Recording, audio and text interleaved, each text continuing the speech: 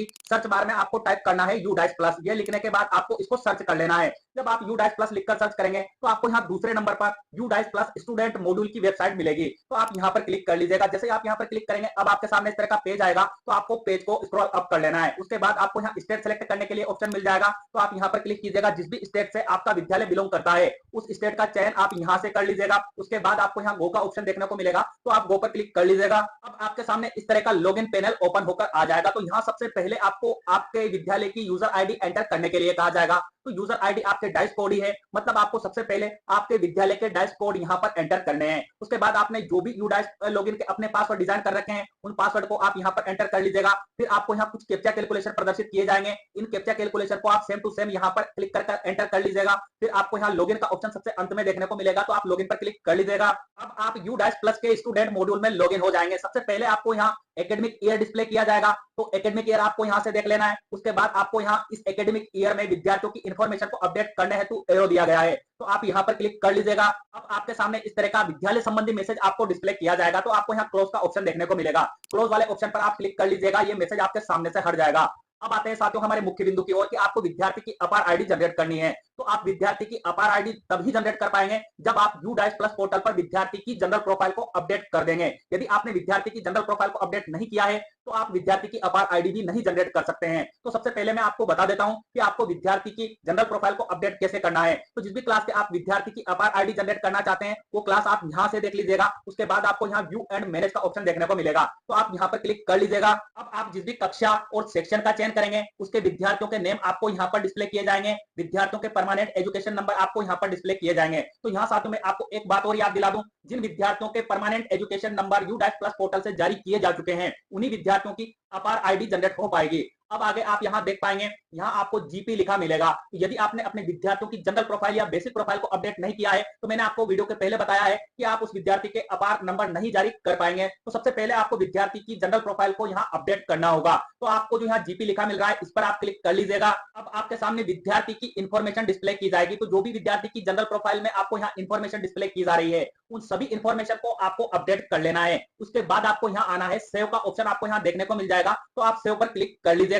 जब आप सेव पर क्लिक करेंगे तो आपके सामने इस तरह का मैसेज डिस्प्ले किया जाएगा, जनरल डाटा अपडेटेड सक्सेसफुली। मतलब आपको जो प्रक्रिया मैंने बताई है इस प्रक्रिया को फॉलो करते हुए प्रत्येक विद्यार्थी के जनरल डाटा या जनरल प्रोफाइल को आपको अपडेट कर लेना है। उसके बाद आपको यहाँ पर आना है। यहाँ आपको एक नवीन मॉड्यूल देखने को मिलेगा, अपार मॉड्यूल। तो आप यहाँ पर क्लिक कर लीजिएगा। जैसे आप यहाँ पर क्लिक करेंगे अब आपके सामने इस तरह की इंफॉर्मेशन ओपन होकर आएगी। तो जिस भी कक्षा के विद्यार्थियों के आप अपार नंबर जारी करना चाहते हैं वो क्लास सबसे पहले आप यहाँ से सेलेक्ट कर लीजिएगा। उसके बाद आपको सेक्शन में यहाँ आल ही रखना है। फिर आपको यहाँ गो का ऑप्शन देखने को मिलेगा। तो आप गो पर क्लिक कर लीजिएगा। अब आप जिस भी कक्षा का और सेक्शन का चयन करेंगे उस कक्षा में टोटल एनरोलमेंट कितना है वो आपको यहाँ पर बताया जाएगा।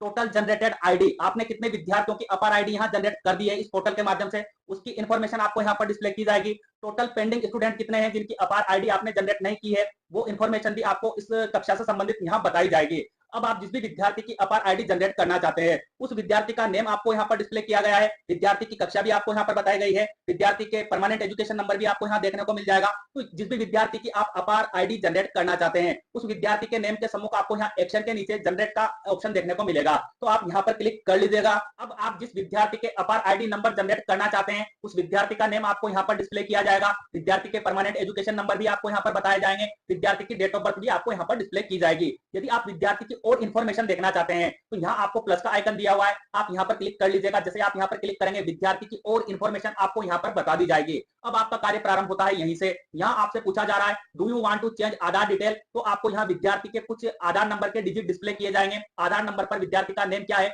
वो भी आपको यहाँ पर डिस्प्ले किया जाएगा। परंतु आपको यहाँ देखना है कि जो आपके विद्यालय में विद्यार्थी का नाम है या उसकी डेट ऑफ बर्थ है या उसका जेंडर है उसमें और आधार में किसी प्रकार का मिसमैच आपको लगता है तो ऐसी कंडीशन में आपको यहाँ चेक बॉक्स दिया हुआ है, आपको यहाँ पर क्लिक करना है। जैसे आप यहाँ पर क्लिक करेंगे इस तरह का राइट का निशान यहाँ पर हो जाएगा। अब आपको यहाँ आधार नंबर विद्यार्थी के टाइप करने हेतु ऑप्शन एक्टिव कर दिया जाएगा। तो आपको विद्यार्थी के आधार नंबर यहाँ पर टाइप कर लेने हैं। आधार पर विद्यार्थी का क्या नेम लिखा हुआ है वो आप यहाँ पर टाइप कर लेंगे। परंतु जो नेम आपको यहाँ पर बताया जा रहा है सेम टू सेम आधार में भी विद्यार्थी का वही नेम है तो आपको इस चेकबॉक्स पर क्लिक नहीं करना है। आप जब यहाँ चेकबॉक्स पर क्लिक नहीं करेंगे तो यहाँ विद्यार्थी के आधार के कुछ डिजिट भी आपको डिस्प्ले किए जाएंगे और विद्यार्थी का नेम भी आपको यहाँ पर डिस्प्ले किया जाएगा। तो आपको जो नेम यहाँ डिस्प्ले किया जा रहा है और जो नेम यहाँ पर डिस्प्ले किया जा रहा है उसको अच्छे से चेक कर लेना है। उसके बाद आप पाएंगे कि संपूर्ण इन्फॉर्मेशन सही है, विद्यार्थी की अपार आईडी नंबर जनरेट आप कर सकते हैं। तो आपको क्या करना है, पेज को स्क्रॉल अप कर लेना है। अब आपने जो विद्यार्थी के अभिभावक से सहमति पत्र भरवाया है, विद्यार्थी के अपार नंबर जारी करने की सहमति किसने दी है, उनका नेम आपको उस सहमति पत्र से देखना है और यहाँ पर टाइप कर लेना है।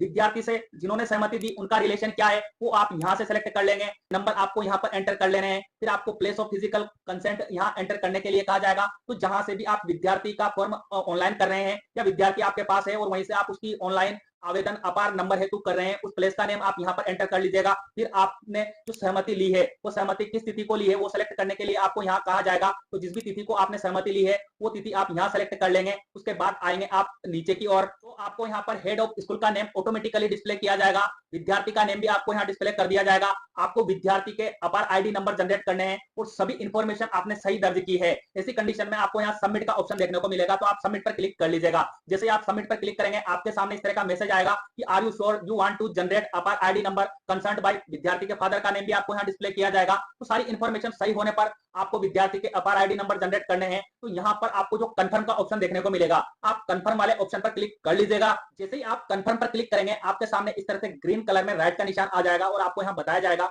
अपार आईडी जनरेटेड सक्सेसफुली, मतलब जिस विद्यार्थी के आपने अपार नंबर जनरेट किए हैं वो सक्सेसफुली जनरेट यूडाइस पोर्टल की ओर से किए जा चुके हैं और आपको यहाँ अपार आईडी भी विद्यार्थी की दिखाई देगी। अब आपको क्या करना है, यहाँ बैक का जो ऑप्शन दिया हुआ है इस पर क्लिक कर लेना है और जो प्रक्रिया मैंने बताई है उसको फॉलो करते हुए प्रत्येक विद्यार्थी की अपार आईडी आपको जनरेट कर लेनी है। उम्मीद करता हूँ साथियों वीडियो